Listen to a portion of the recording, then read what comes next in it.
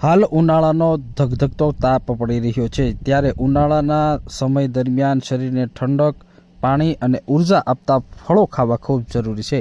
ખાસ કરીને પાણીથી ભરપૂર અને વિટામિનવાળા ફળો વધુ ફાયદાકારક રહે છે. ઉનાળામાં ખાસ કરીને ફળો ખાવા જરૂરી છે. મારું નામ ડૉક્ટર ચંદ્રેશ એલ ગેવરિયા છે. હું સાવરકુંડલામાં રહું છું અને પ્રાઇવેટ પ્રેક્ટિસ કરું છું. બરાબર. પહેલાં તો ઉનાળાને લીધે પહેલાં તો પાણી 3 થી 5 લીટર પાણી લેવું જરૂરી છે મિનિમમ. બરાબર. પછી તડકામાં નીકળવાનું શક્ય હોય ત્યાં સુધી ટાળવું, અને નીકળવાનું થાય તો મોઢે રૂમાલ કે માસ્ક પહેરવું, ઉપર ટોપી પહેરવી. પછી ફ્રૂટમાં તો મેઇન નાળિયેર પાણી, ટેટી, તરબૂચ, સંતરા અને મોસંબી, આ ફ્રૂટ પ્રવાહી જેમાં વધારે હોય એ લઈ શકાય. બરાબર. પછી ભોજનમાં હળવો અને સુપાચ્ય ભોજન લેવાનું અને પાણીનો મારો રાખવો જરૂરી છે.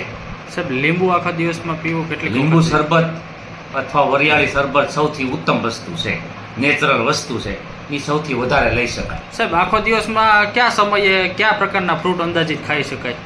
સમયનું કોઈ હોતું નથી મહત્વ, પણ શક્ય હોય ત્યાં સુધી 3 થી 4 કલાકના ગાળા વચ્ચે કોઈ પણ ફ્રૂટ કે જ્યુસ લઈ શકાય. નાળિયેર પાણી, લીંબુ પાણી અથવા તો વરિયાળી શરબત. ઉનાળામાં તરબૂચ, કેરી, જામફળ, લીચી, પોપૈયું, લીંબુ, મોસંબી જેવા ફ્રૂટ ખાવા ખૂબ જરૂરી હોય છે.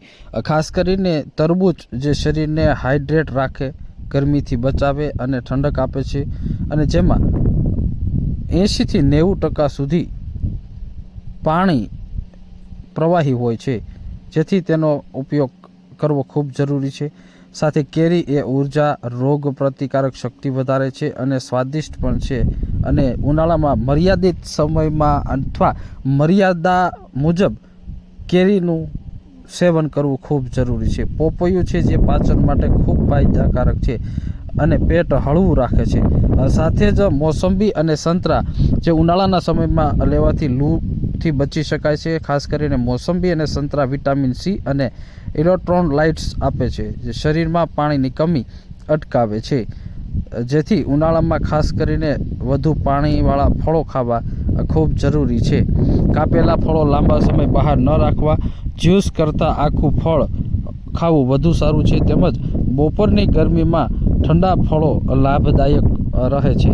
સાથે જ લીંબુ જે ઉપયોગ કરવો ખૂબ જરૂરી છે. વિટામિન સીથી ભરપૂર હોય છે, જેથી લીંબુ શરબત પીવું પણ ખૂબ જરૂરી છે. અને દરેક ફળ 4 કલાકના અંતરે ખાવા હિતાવ છે.